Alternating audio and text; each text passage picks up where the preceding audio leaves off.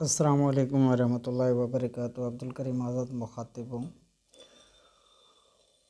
ये कल हमने या 2-3 दिन पहले की बात है कि हमने शंगरफ का जो तरीक़ा बताया था क़ुव्वत बाह के लिए, तो काफ़ी सारे दोस्तों को समझ आ गया था, लेकिन कुछ दोस्त, कोई गिने चुने दोस्त ऐसे भी थे जिनको सही तरह से समझ में नहीं आया।